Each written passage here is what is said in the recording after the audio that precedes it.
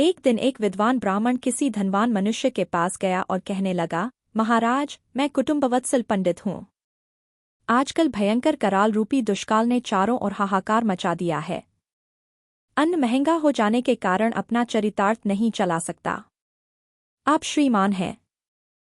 परमेश्वर ने आपको अटूट संपत्ति दी है। कृपा करके मुझे अपना आश्रय दीजिए। इससे मेरी विद्वत्ता की सार्थकता होगी और आपका नाम भी होगा। बिना आश्रय के पंडितों की योग्यता प्रकट नहीं होती। कहा है कि बिना आश्रय न शोभत पंडिता वनिता लता, अर्थात पंडित वनिता लता बिना आश्रय के शोभा को प्राप्त नहीं होते। अतएव हे महाराज, मुझे आश्रयदान दे, यश संपादन कीजिए। पंडित जी का उक्त प्रस्ताव सुनकर धनिक महाशय ने कहा, पंडित जी सुनो, द्रव्य प्राप्ति के लिए हमें कई प्रकार के उद्योग करने पड़ते हैं। हमारे परिश्रम से कमाए हुए धन में तुम्हारा क्या हक है? हर एक मनुष्य को चाहिए कि स्वपराक्रम से द्रव्यार्जन करे। निरुद्योगी मनुष्य को आश्रय देने से देश में आलस की वृद्धि होती है। क्या तुमने पाश्चात्य लोगों का मत नहीं सुना? तुम तो बड़े विद्वान हो, फिर दरिद्र की नाई भीख क्यों मांगते हो? जो विद्या तुमने सीखी है उसके बल पर कुछ रोजगार करो, नहीं तो नौकरी करो। सच है, पंडित जी ने कहा, महाराज, सच है। आप बहुत ठीक कहते हैं। हम विद्वान होकर ऐसे दरिद्र क्यों हैं? इस बात की शंका जैसे आपको आई वैसी ही मुझे भी आई थी। इस शंका का निवारण करने के लिए एक दिन मैं प्रत्यक्ष लक्ष्मी के पास गया और उससे पूछा कि हे पद्ये मूढ़जने ददासी द्रविणम विद्वत्सु किं मत्सरो।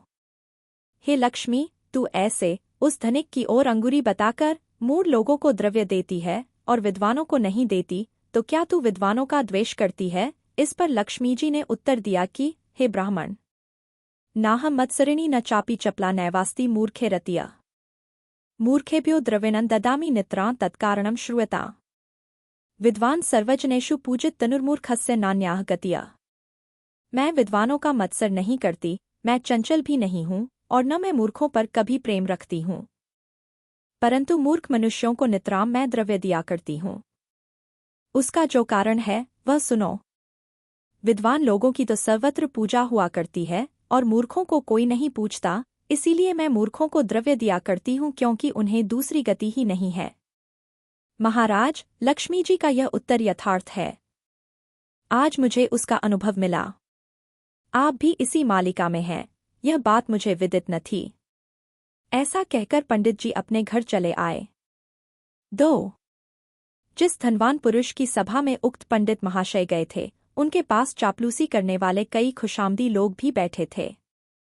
अपने मालिक पर ऐसी मखमली झड़ने की नौबत देखकर उनमें से एक बोल उठा कि पंडित जी, ऐसे संस्कृत श्लोक कहने वाले यहाँ कई आते हैं।